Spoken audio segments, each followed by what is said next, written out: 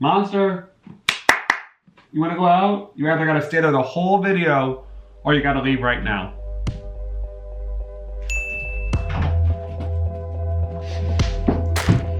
Aha.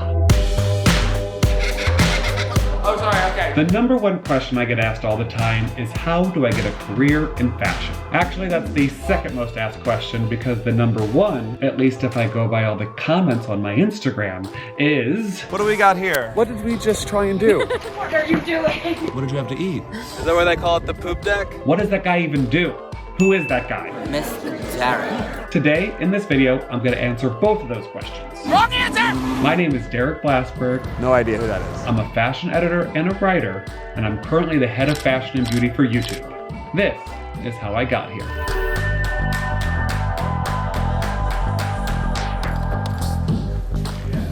Yeah, oh, you're doing video. So, let's start at the beginning.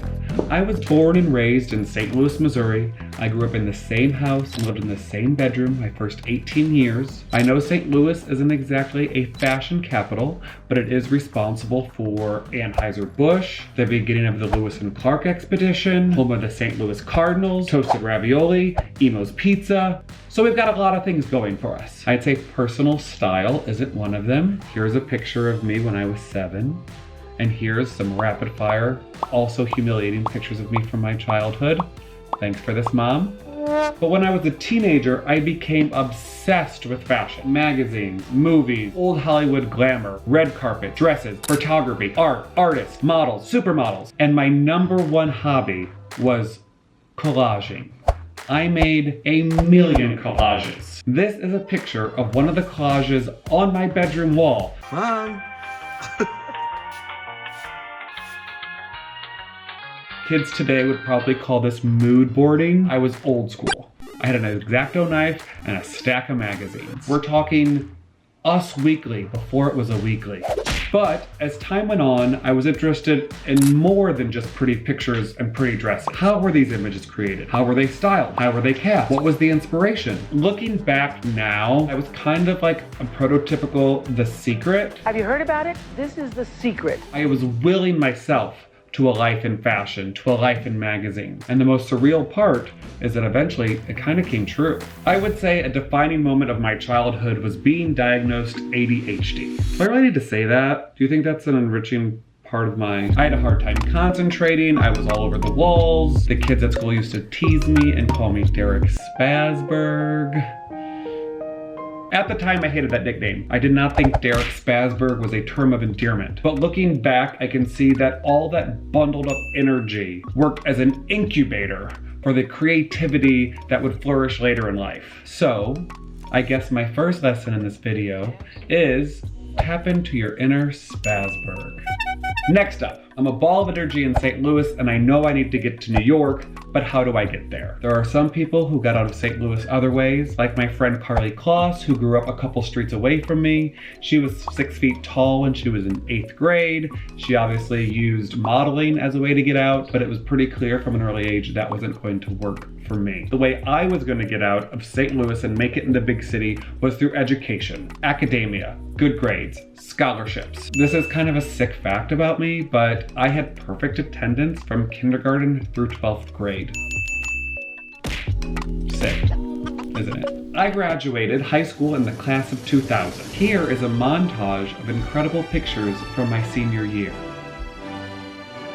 That September, I moved to New York, and look at this picture of my mom dropping me off in my first dorm on the west side of Washington Square Park. If you look super closely, you can see it's my dad in the mirror holding the camera, so all three of us are in the picture, sort of a pre-selfie selfie. So when I moved to New York City, I didn't have Facebook or Twitter. I moved to New York with 0 people in my address book. I think that's pretty bold. In my freshman year, the fashion gods conspired to help me. My first friend at New York University was a girl called Sasha. On the weekends during high school, she modeled part-time. I remember she was in an Abercrombie and Fitch catalog, which at the time for me, she may as well have been Cindy Crawford. I met some of her bookers. I said I wanted to be a writer, and they were like, that's perfect. We need someone to come and write all of the biographies of the models at the agency. Remember, this is pre-social media. A model today can sort of represent herself But at that time, agencies were really trying to push their girls to get beyond fashion and become pop culture icons. And let me tell you something, fashion is sink or swim, and I knew that early on. My second year of college, I moved to London. I did a year abroad. One of the defining moments was crashing this opening at the National Portrait Gallery for photographer Mario Testino. Madonna was there, Kate Moss was there, Claudia Schiffer was there, and I had the balls to walk up to the door and say I was meeting a friend. To be honest, I have no idea what I said, but it worked. I remember I sort of scuttled in behind Anna Wintour. Looking back, I can say my entire fashion career in London started that night. Why? Okay. At that party was the American model Bridget Hall. Bridget Hall looked like she knew about as many people in that room as I did, although I'm sure she had a lot more friends in that room than I did because I knew no one. I met her agent, who was called Duncan. I told Duncan what I want to do with my life. I want to be a writer. He says you should speak to my friend Nikki. Nikki was the editor-in-chief of Dazed and Confused magazine, but she also was a stylist with Top Shop. Top Shop has a show coming up. Can I come and assist her on the show? Of course. I go to the show. I don't know how good of an assistant I was because honestly, I lost my bag that night. I probably had too much to drink. Regardless, while I'm assisting her, I meet someone called Ellis. Turns out Ellis is one of the biggest model agents in London. And this is not a joke. The first question Ellis asks me is, what's your star sign? I don't even think I knew what my star sign was. I grew up in Missouri, the show me state. We don't talk about our star signs. I'm a Taurus. She says, we need more Tauruses in the office. More Taurinians, more Tauri. And next week, I meet with her and she offers me a job assisting the bookers and write all of the biographies of the models that are at the agency. So, all of this happens within 1 month of living in London, and I'm set up. I have a job, I have an internship, and I have a whole list of new friends. And the subsequent summer in London was honestly one of the most formative, fun, ridiculous, outrageous, hedonistic periods of my life. Oh my God, that's where I got my first boyfriend named Pablo. Leave a comment in the comment section if you'd like me to do a video just on my love life, but a warning, it would be a very short video. But the takeaway here is always follow up. If you meet with someone and they ask you to call them the next day, you call them the next day. No one's gonna give you anything in this industry. You have to ask for it. Now, we're back in New York. It's the fall of 2002. Sounds of New York. I'm double majoring. A degree in journalism and a degree in dramatic literature. As part of NYU's journalism major, you have to have an internship. My junior year, I intern at W magazine. My senior year, I work at Vogue magazine. I graduate college in 2004. There's a job opening in the assistant to the managing editor's office at American Vogue magazine. I begged for that job. The people I interned for, friends, strangers, and the problem, one of the greatest hurdles of my career, was that I actually got it. At 22 years old, I was woefully unprepared to take that job at American Vogue. I was just out of my box. Here is a picture of the sort of outfits I used to wear to the office. I did so many ridiculously embarrassing things at Vogue. I will have to do another video. At one point, someone sent me an email with a bug in it that when I opened it, overrode all the volume control on the computer and started screaming, "I'm looking at porn! I'm looking at porn! I'm looking at porn!" Which was humiliating. Suffice it to say, when I was fired about a year later, I was depleted, decimated, depressed. I really thought I was going to have to live in my childhood bedroom with all those collages on the wall and just make peace with the fact that my fantasy wasn't going to come true. Only with hindsight did I realize getting fired from Vogue was exactly the kick in the pants that I needed. You've got to hustle. You've got to make your own magic. I began freelancing and I would have written for anyone. I wrote for websites, press releases for jewelry companies, for the free magazines they give away in the lobbies of the fancy buildings on the Upper East Side. I didn't say no to anyone. By the mid-2000s, I had freelanced for enough different magazines that I had started to make a name for myself in the fashion space. So what's our takeaway here? Don't let a little thing like getting fired from your dream job stop you from trying. Even if you're fired. Even if you think you hit rock bottom, don't give up. Around that time, I first met Mary-Kate Olsen and Ashley Olsen, and they were working on a book called Influence. They asked me to be the editor on that project, and I said yes, of course. One thing I learned from the Olsons was work ethic. These guys were the hardest working people I had ever met. I think they started their job when they were 6 weeks old. By that point, they had built up Dual Star into $1 billion production. They had started to grow and Elizabeth and James. They had all these projects going on, and I was just in awe of them. Oh yeah, and they were like 19 years old. That book came out in 2008. Through the Olsons, I met Ben Schrank, who was the head of the division at Penguin Publishing. He wanted to do a project just with me, which became Classy, Exceptional Advice for the Extremely Modern Lady. My first book, which was a collection of humorous essays about etiquette, came out in 2010, just before I turned 28. That was, to put it in perspective, the same time that Snooki became famous on a show called The Jersey Shore. So I thought a book teaching the importance of acting like a lady would bomb. But all that hard work and dedication and book touring paid off. It was a New York Times bestseller, which I don't think anyone saw coming, including myself. Some more fun facts. Michael Jordan didn't make his high school basketball team. Oprah was demoted from the nightly news. Steve Jobs was fired from Apple. Granted, I'm not trying to put myself in the same category as Jordan, Oprah, and Jobs, but sometimes when we think that we are at our rock bottom, we're actually just at our starting line. Okay, now let's move to the year 2009 and talk a little bit about social media. The year I joined Twitter. I was working at Harper's Bazaar. I was experimenting with the video department. Here's my first ever video with none other than Naomi Campbell. We're celebrating 25 years of Naomi Campbell in fashion. I don't know if I should say the actual number. It's okay, I thought it was a little more.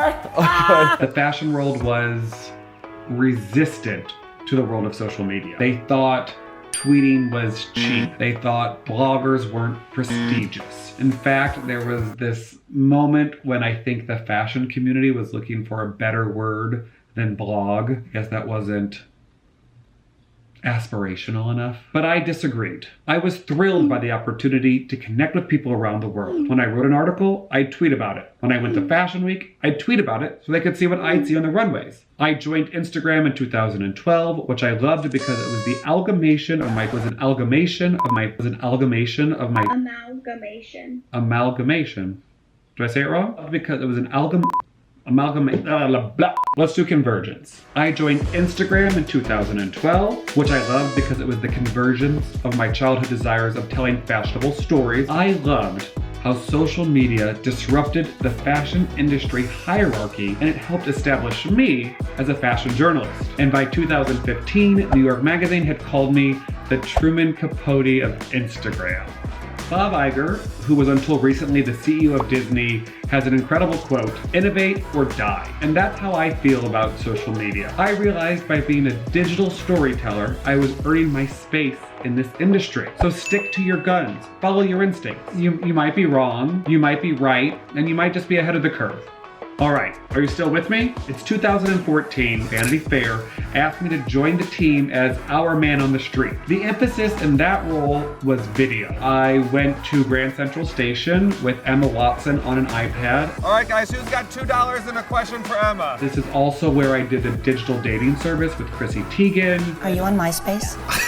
Are you on MySpace? The new MySpace? That series was called Derek Does Stuff with a Friend. It's still on YouTube, and it was one of Condé Nast Entertainment's first digital-only YouTube series. In 2015, I became the host of CNN Style on CNN International. Working for CNN was a huge crash course in content creation. Karl Lagerfeld invited me to watch a Chanel Couture collection come to life in Paris. Drove muscle cars around LA with Kendall Jenner. Reese Witherspoon taught me how to do the boot, scoot, and boogie when she launched her Southern-inspired clothing line Draper James. You want it? Should I own the store. You can take anything you want. What is my job now? I'd like to thank you for watching all the way till now when I finally got around to answering. In 2018, I got a call I didn't see coming. Google was looking for someone to head up the fashion and beauty vertical on YouTube. Obviously, that was like my dream job. It's social media, fashion, beauty, style, models, runway shows, backstage, photographers, the glitz and the glamour. It's the walls of the childhood bedroom come to life. Voila!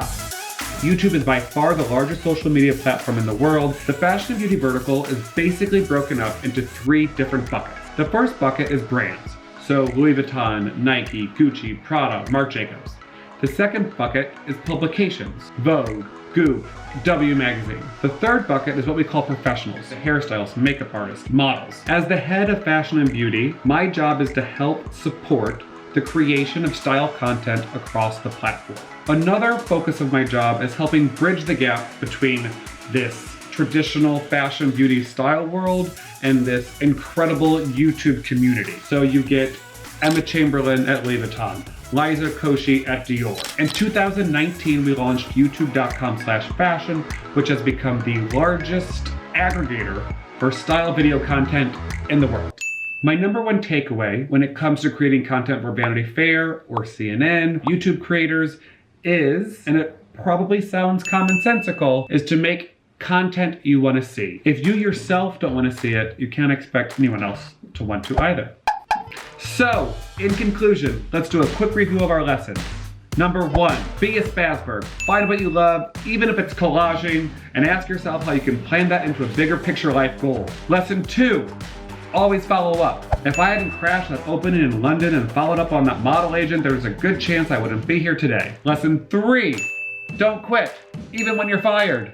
I can't believe I'm saying this, but being fired from Vogue was one of the best things that ever happened to me. Look for light in the darkest moments. Lesson 4, follow your instincts. Something told me that the future of fashion would be in tech, and I was right. Lesson 5, make content you actually want to see yourself. I love my career because it's the culmination of all those collages I've decorated in my childhood bedroom. I went to journalism school because I wanted to tell stories. Could I have ever imagined that would involve me working at a tech company? Probably not. But what I'm doing here at YouTube is telling the stories of the entire fashion world, and that is incredible. Oftentimes, I think about myself as a 17 or 18-year-old wondering what the world of fashion is really like. Right now, there are probably 18-year-olds, much like myself, in Missouri and everywhere else in the world, who are curious about the world of style. What I love about my job is that I'm opening up this world to all of them. Please like this video, don't forget to subscribe. If you have any other questions about fashion or my career or my love life, Waiting for George Clooney. how to win on YouTube, how to get fired from Vogue, I'm here.